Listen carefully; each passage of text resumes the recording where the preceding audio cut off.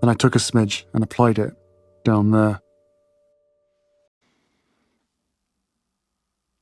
This one's wife. It's still dangerous. Hello, I'm H.G. Tudor.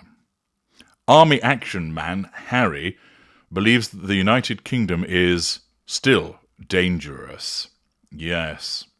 After all, there could be some nasty paparazzi lurking, and those flashbulbs can be particularly deadly in the wrong hands.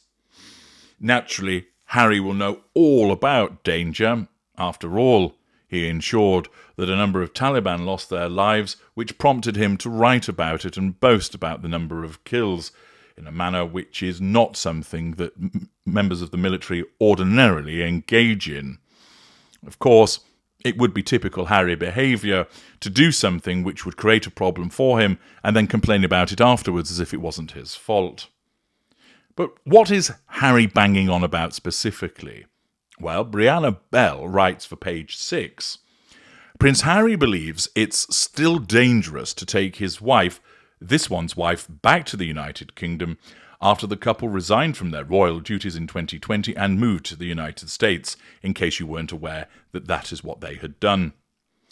The Duke of Sussex appeared in ITV's documentary, Ginger Whinger, Whinging Again, Tabloids on Trial, where he shared concerns for his family's safety.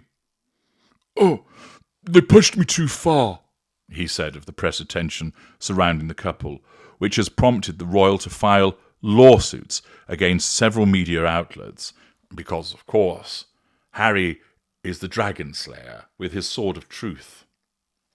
"It got to a point where you're damned if you do and you're damned if you don't. But I don't think there's anybody in the world better suited and placed to be able to see this through than myself," he said. Well, not blowing your own trumpet there at all, are you, Prince of Pink Pancakes? "It's still dangerous, and all it takes is one lone actor, one person who reads this stuff to act on what they have read. And whether it's a knife or acid, whatever it is, and these are things that are of genuine concern for me, it's one of the reasons why I won't bring my wife back to this country." Bullshit. The reason you won't bring your wife back to this country is because she won't come. And the reason she won't come to this country is because she and you dim-witted, fanta-pubed, plastic prince, have spent your time slagging off the United Kingdom, making up lies about things the media have said, and behaved like a pair of utter twats towards the late Queen and the late Duke of Edinburgh. Your wife won't come back because her narcissism recognises that she's going to be met with a fully justified hostile response. Not people throwing tomatoes at her, or rabid middle-aged women charging at her, hurdling the barrier to land one on her kisser. No. But the fact that people will express their disapproval, turning their backs, booing, heckling, catcalling, and people are allowed to express their views. After all, you and your wife have regularly expressed your views, and you've pissed a lot of people off. But naturally, of course, Harry, because he's caught up in the awful shared fantasy created by his wife, completely fails to recognise that any hostility that does exist isn't of the knife or acid variety, but is legitimate criticism, but it's arising from what him and her have said and done.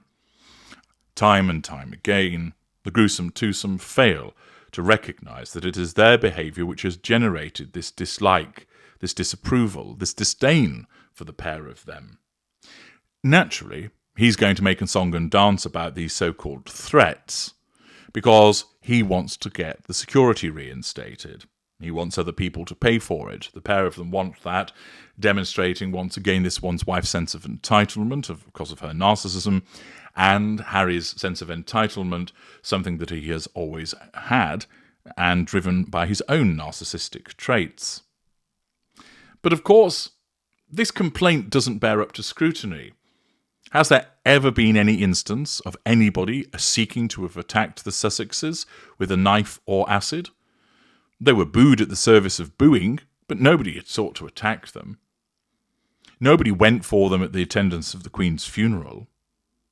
Accordingly, much of this is trumped-up exaggeration, invariably driven by the paranoia of these two. The paranoia of the narcissist and the paranoia of an individual who's been smoking too much ganja. Also, do bear in mind, if you're that worried about security, why is it that your wife repeatedly turns down the window in the car so that she can be better seen for photographs to be taken of her? If she were that concerned about security and the prospect of an attack, she'd keep the window closed. After all it would take is for some riled-up Welshwoman to hurl an overripe tomato at her head, sailing through the gap where the glass was and landing straight on her forehead. Better to keep that window closed, don't you think? Perhaps it would be better to have kept your mouth shut so that you didn't antagonize people with your lies and revisions of history. But oh no, your truth must be heard. You must be able to speak your truths. Furthermore, you think that the United Kingdom is still dangerous, yet where did you go recently, the two of you? Nigeria, not a country that's known for being a tourist destination and somewhere where you're going to have a relaxing time. So it's okay for you to swan around in Nigeria, where you needed a huge security entourage because of the potential risks in a country which isn't particularly stable. But, the UK, that's far too dangerous. We'll go to Nigeria, but the UK, no, can't do that.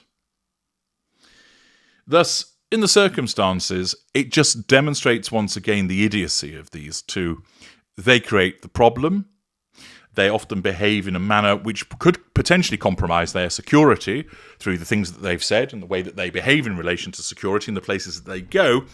But now, because it suits them to whinge about it being dangerous to go to the United Kingdom, that's used as an excuse as to why this one's wife won't attend, when actually it's nothing to do with people attacking her and everything to do with the fact that people don't like her and the attempt to continue to bang the drum in relation to trying to obtain security.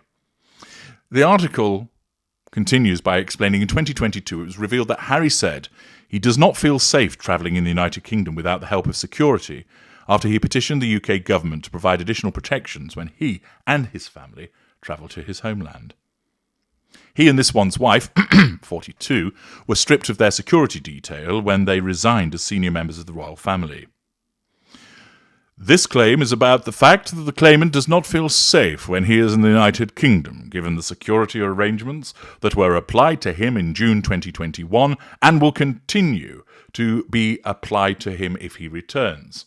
Barrister Shahid Fatima QC, well, it should be KC now, but at the time it was KC, said as per The Guardian. And of course, it should go without saying that he wants to come back to see family and friends and to continue to support the charities that are so close to his heart.